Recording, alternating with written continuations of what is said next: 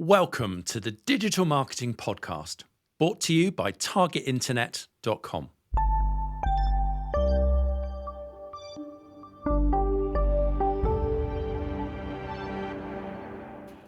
Hello and welcome back to the Digital Marketing Podcast. My name is Kieran Rogers.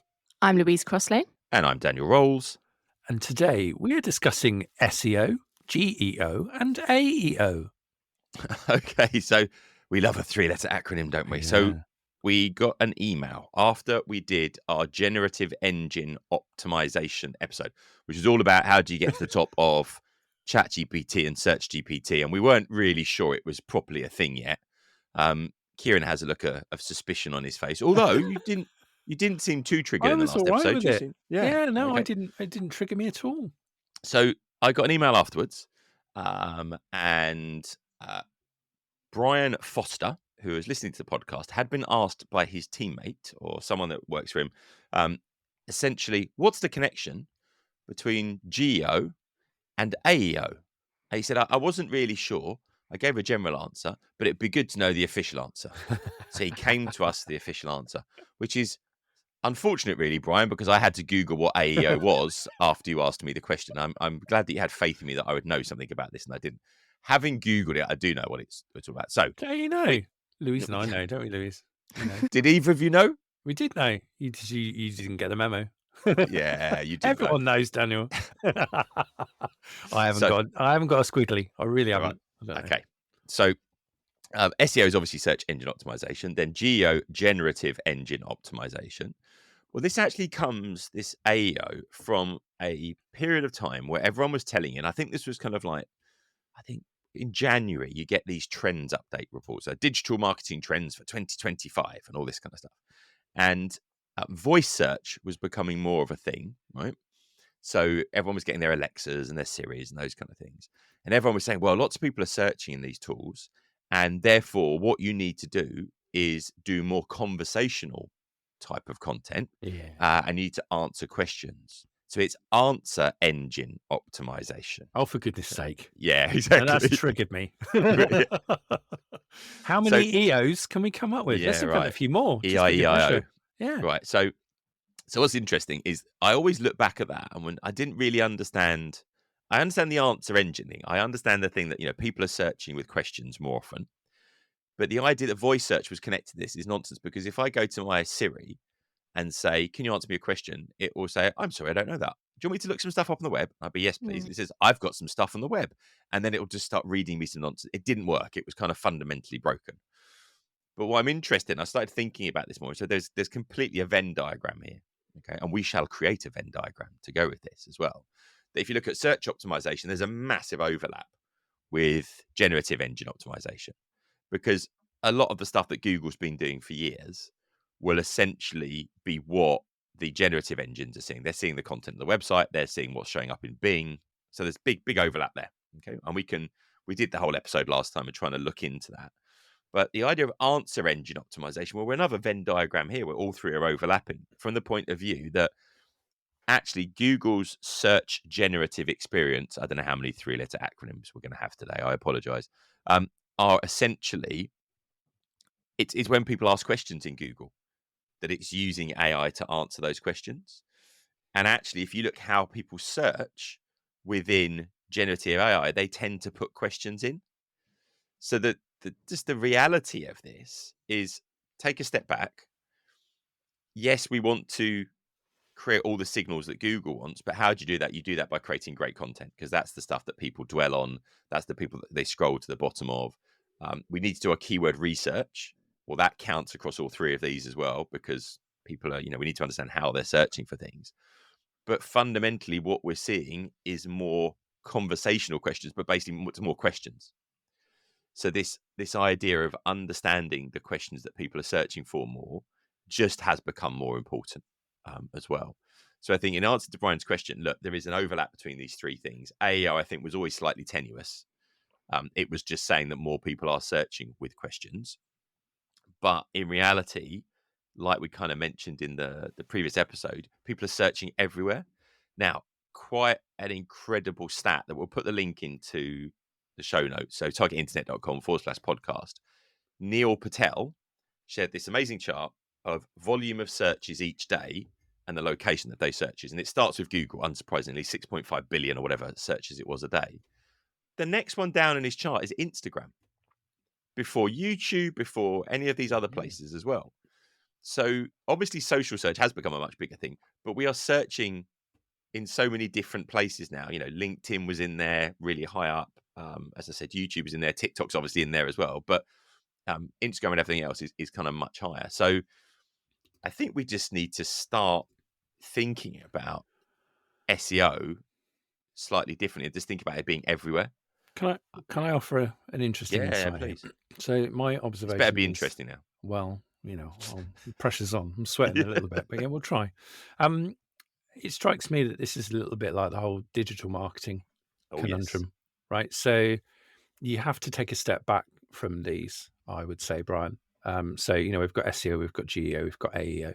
What we're really talking about here is search engine optimization. The fact is, search is now a broader category than just keywords on a given search engine. And that's all we're really talking about here. And actually, do we need to segment everything into these little compartmental spaces? I think not, because actually there's only so many hours in a day and there's only so much stuff, like spinning plates you can keep your eyes on. And I think if you approach it more from a, much more, take a step back, take a 10,000 foot view of it. Actually, it's all just search engine optimization. We just need to acknowledge that, where people are searching and the engines and mechanisms they're using for doing that have shifted. That's the important thing. The bottom line is people are still people, right? And they're still asking questions, even though they're doing it in lots of different places. And I think definitely a study, you'll all have a good idea of which platforms are important to you. Which platforms tend to congregate the type of people that buy from you. That's a given. They'll be your most successful channels. And actually a study of how those work, those specific platforms work, definitely worthwhile, right? Because then you know the kind of levers to pull and the buttons to press. So we know people are still searching, obviously, all the time, but the way that people search has obviously changed. So people just don't go straight to Google now. If they're looking for, maybe the best restaurants to eat at, they'll look on TikTok. If they're looking for something business related, they'll go to LinkedIn. And obviously, answer engine optimization is quite specific because when you're talking to your Alexa, you're probably just asking quick questions that you want quick answers to. So how would you really know whether it's something that you need to consider or incorporate into your strategy? Yeah, I think at the end of the day, it goes back to what Kieran was just saying, that and it's interesting. I was teaching my students at Imperial College about this. Like, when you're given a problem, a digital marketing problem, don't go to channels immediately, because that's where your brain goes, oh, we could do this great thing on LinkedIn. It's actually go to the target audience, right? And what we're trying to align here is our business objective. What does the business want? And what does our target audience want? And actually, if I've defined my personas and I've said, look, these are my different audience groups, these are the channels they use, these are their frustrations, these are their goals, I'm going to get a fairly strong idea of the kind of things that they'll be searching for and how they'll be searching. So if I've got my audience that's, it's a business to consumer audience, they're young, they're using, a wide range of social media channels, they're looking for things related to food and restaurants. Yes, I'm going to go down the TikTok, Instagram kind of route. But realistically, for us, we know that our target audience is marketers and business owners and students and things like that. They're going to search very differently. And actually, I don't care about being in those channels particularly. And one thing we've realized over the years is that you can spread yourself too thin. It used to be like, we'll try and be across all the channels and we'll adapt our content for those channels, right? The And omnichannel strategy taken too far. Yeah, I it love was that. too omni. And it was actually, audience spend most of the time in Google, in LinkedIn, maybe a bit on YouTube, and they listen to podcasts. Yeah. I don't need, Instagram is important to us to some extent, but the whole TikTok thing, we've kind of let it go just because it doesn't feel like quite the right place for our stuff at the moment. Yes, our audience are there, but they're not there probably to consume the type of content that I wanted to give them. And this is the thing, like, your audience could totally be there. Your audience probably is in, to a certain extent, on all of these channels, but are they wearing the right hat? Are they in the right vibe? Yeah, that's it. It's that whole thing I always used to say to people, it's great to carry business cards around with you, but if you're at a family barbecue, don't start handing them out and giving sales presentations and pitches. That's just inappropriate. And I think that's the same with different channels. There are certain ways to behave. Each of these channels is a certain different type of party, isn't it? And I think as well, because, well, Hootsuite's social media report just came out, and they were saying how brands are loosening up a little bit. So they're adapting their tone of voice because they know that people want to be entertained. So, for example, brands are maybe taking to TikTok and following trends that they wouldn't have usually because they know that that's how they're going to get engagement. But still, at the end of the day, if you're a B2B company and it doesn't really fit, you don't Yeah. have to do it just because everyone else is. So Well- fundamentally, however, I have to say this, got to get this off my chest. I think there's a flaw in this. I think everybody's chasing engagement, but they just want attention, and that it's got to the stage where they'll get attention for attention's sake because they're measuring metrics that measure attention levels. And here's my point: I can get huge amounts of attention and be extremely brand damaging. I could just be Yeah. really, really annoying. It's getting attention, right? The metrics are going up, right? Look at my graphs, right? This is good. I'm taking that to the extreme, right? Obviously, no business would sensibly do that. But I think there's an element of this where, we're being gamed by these systems. We know these systems all reward more engagement, and we are more and more desperate as brands to get that engagement. And actually look around your feed, you'll see all sorts of businesses where, you end up going, oh, can't believe they did that. Really? And this is the problem with the whole ecosystem in a lot of these social channels, is that they're rewarding the wrong kind of behavior, I think. And it's just getting a little bit out of hand. And it's like, really, where's your self-respect as a brand? You're lying. I don't know if anyone's seen the Gary Barlow's son stuff going He's around only recently. 6'2". I'm What? taller than him. It's Share gone. with us, Lou, because Yeah, this is new so to me. there's a picture of Gary Barlow and his family. And so it's him Gary and his Barlow, as in wife. take that, Gary that, Gary yeah. Barlow. Yeah, we like that. Yeah. It's him, his wife, his daughter, and his son on holiday, and he stood next to his son. And the height comparison in the picture is quite wild. He just looks like a giant. He looks really big in the picture, right? Poor boy. He's Gary quite young. or the No, boy? but let's make a point The here. Let's boy. make a point. Oh, the boy, It's, okay. it's gone crazy online, okay? And everyone's making these jokes about how big he is. Yeah. And so first of all, one thing I'd like to say is that he's quite a young man, so he's probably feeling a little bit self-conscious about this now. Poor fella. So that's not necessarily good. Secondly, he's only 6'2". I'm taller than him, so it's the height comparison that was actually the thing. But everyone's just piled into it, and there's been some really creative stuff and very funny stuff that's been done. But it also, like, it is funny for a while, but these sort of things have a very quick sort of death. Yeah, the half-life is very short. I don't find it funny at all. I don't find it funny. I'm 6'3", Lou, and my dad's 5'8". Yeah, it's kind of similar. Like, Okay. young Master Barlow, you have my sympathy. You just ignore them. Get over it. They're all just, they're just jealous. They're not as tall and young as you are. But see, it seemed funny when individual people were sort of making memes about it. But then it got to a point where sort of brands were doing videos about it. And like Guinness had done one saying when Gary Barlow's son comes in and orders a Guinness. And by the time he'd picked it up, it was like a little shot of Guinness. But then it's like, that's almost not funny because you've got to remember that you're still picking on someone's appearance. And for a brand to get involved in that isn't quite right. Yeah, but this is the thing. They're so motivated by, this would be brilliant. This could be the next viral thing. Yeah. And it's like, it's just a bit out of hand. It's like no one's actually stopping to think. They're in such a rush to get the attention while it's still a hot thing. And I despair. I just think it's like, where's your self-respect? Where's the control on this? And this is the thing for me. Businesses have relinquished all control on some of their social media activities. And it's just because we need to be really fast. It needs to be like a guerrilla operation. It's like, really, are we really in a world where things are that desperate? Well, I think the problem is as well that if a marketing team are doing stuff and are not seen to be getting great social engagement, great social metrics, and it's like, well, why are you not doing well at this? You should be jumping on these things. Like the very mindful, very demure thing was one of the worst for this because everyone was doing it, and it was just so completely out of context.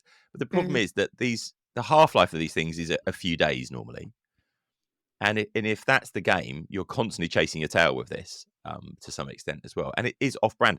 I mean, the big trend at the moment on LinkedIn is the straight to camera, right? That's the stuff that works because it's authentic. Yeah. But you've got brands are really stretching their brand guidelines because you've got really big global brands that like, big IT and tech companies and things like that wouldn't normally be doing this kind of stuff. Their CEO is just there speaking straight to camera and talking about our reports coming out. And it's like, okay, I can understand the authenticity and the loosening of the brand slightly, but it's a slippery slope if you're not careful with it a little bit as well. So there's one metric that trumps all this. Yeah, and this is the metric that really matters that you should be actually focusing on. I just want to remind everybody about this before they get too carried away with social media metrics. Paying customers. That's the metric you want to look at, actual paying customers. And there's such a gulf between all this nonsense that's going on and that. Like, who is making the effort to try and tie those two together? I don't think anyone is, because it doesn't suit them. Like, it doesn't make the social media team look good if they dig into that, because actually it's probably not that strong. Well, I also think there is this challenge that we spoke about in a previous episode. There's no click world as well, where we're not clicking on the social media stuff, so you can't actually prove the return on investment with that as well. So there's a big challenge. But this is the key point then, right? Okay, so going back to the original question, you are optimizing for content visibility everywhere now, across search engines, generative tools, social media, everywhere else. That's important. I think that's something else we need to recognize now. But also, I think we need to take that step back. If you come up with an amazing creative concept that resonates with your target audience and you create your content around that, that's much better than chasing your tail about the minutiae of the latest meme that's just come out, just to pile onto that to get a little bit of engagement and just be seen as being relevant for that. And the thing I said before, doing digital marketing 2024 is like doing it in 1964, in the fact that actually what you need is go, who's my audience? What's going to resonate with them? Come up with my creative concept, deliver that to the people that I think are, and then hopefully they're going to change their behavior. That's actually going to be more effective if we put some real effort into that, rather than spending hours and hours chasing the latest little thing. It's like, hey guys, that's lovely, but can you just grow up and come up with a good campaign, please? And not piggyback on the latest meme, because that's just lazy marketing. I've said it now. I'm gonna button. That's it. Mic drop. Walk out the room. Yeah. So look, I think we've taken a nice question about optimization and turned it into an angry, grumpy rant. But I think there's some validity in this. Yeah, the optimization piece is really important. But actually, getting stuff found in social media, what are people searching for in social media? Is that channel the appropriate place for your content? If it is, by all means, brilliant. I mean, I interestingly, with the Neil Patel stuff I was just quoting, I went to his LinkedIn to find it. I didn't go to his website to find it. I didn't go to the search engines to find it, because I knew the latest stats would be at the top of his feed. So I thought that's quite an interesting behavior that I haven't really noticed in myself, but that's a thing. So yes, I think we're optimizing for content everywhere. Now, on this is a quick one. We have changed the target internet membership, so you now get at least one masterclass every month. These are the half-day online sessions that I'm teaching. So for £20 a month, you get half a day with me. I mean, what a bargain. Some people would probably pay that not to have to spend half a day with me. I can see Kieran's face now. We could arrange a payment plan for that. So we did these masterclasses, but we just did one on search optimization, and we've got loads coming up on ChatGPT, loads of other topics as well. So if you haven't signed up to Target Internet, get over there. If you sign up for a 6 or 12 monthly membership, you will get access to these masterclasses. You'll get to spend half a day with me every month, but also we are talking about these topics in loads of depth as well. So please do check those out. The other thing is the newsletter, targetinternet.com/newsletter. We've lots of announcements because we're launching these audio courses. So we are literally, after this podcast today, we are in the studio recording a search engine optimization audio course. So basically like the podcast, but a full certified CPD accredited course that you can get a certification in as well. So if you fancy that, that'll be launching up in the coming weeks as well. And just before we wrap up, I just want to big up Brian Foster one last time, just because what I love, Brian, is you have demonstrated, I think, a very important quality for a good digital marketer, and that is relentless curiosity. You're never being afraid to ask the question. I think sometimes all of us are a little bit kind of like, oh, the 3-letter acronyms start flowing, and you start hearing them, and it's like, oh, I've just got to blag it. I've just got to pretend I know what this is, and actually, that's not the game anymore. Like, marketing's changing so fast. So all all respect, Brian, to you for sending in the question. And please, guys, when you're listening to the podcast, if it prompts questions in your own mind, send them in, because we love episodes like this. It's really good to answer your questions. So thank you, everyone, for listening to the Digital Marketing Podcast, and we'll speak to you again soon. For more episodes, resources, to leave a review, or to get in contact, go to targetinternet.com/podcast.